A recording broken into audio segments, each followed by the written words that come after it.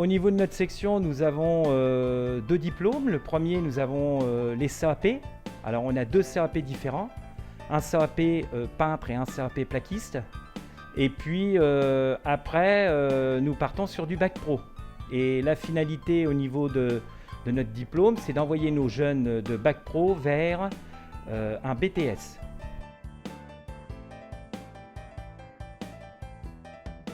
Dans le secteur de l'aménagement finition du bâtiment, on a pas mal d'entreprises qui représentent le métier et nous avons aussi à l'heure actuelle beaucoup de micro-entreprises qui se créent.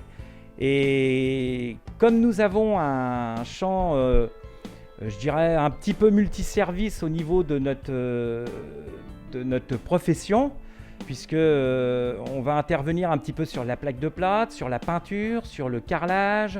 Donc on a quand même un champ qui est très ouvert.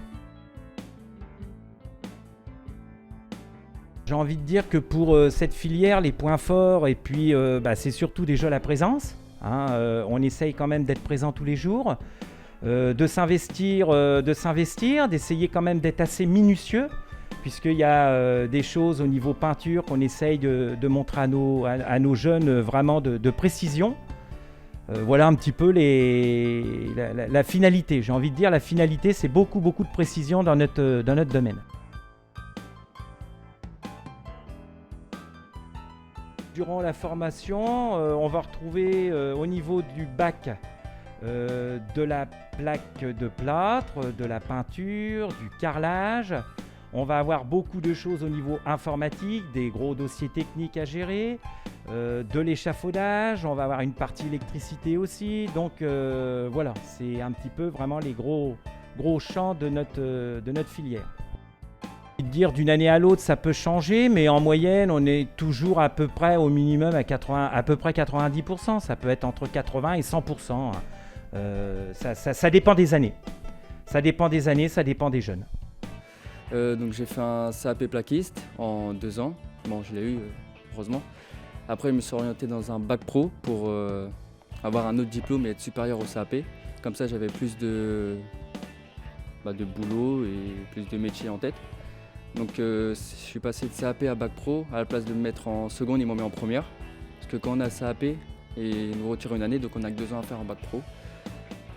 Et puis la difficulté, ça change parce que le CAP c'est moins compliqué que bac pro par rapport que ce soit professionnel, que ce soit général et tout comme ça. Et puis aussi les métiers, parce qu'en bac pro on n'a que les finitions, plaquiste, carrelage et peinture. Voilà. J'ai fait un stage au mois de novembre, c'était du 23 novembre au 18 décembre. J'avais fait un stage en carrelage, parce que plaquiste j'avais déjà fait en CAP, donc du coup je préfère faire carrelage et ensuite mon post stage en peinture. Donc ça a duré 4 semaines les périodes. Et puis je pense que mon prochain stage je vais le faire en peinture. Comme ça j'ai tous les métiers et puis voilà. Pro, en maths c'est par rapport au métier.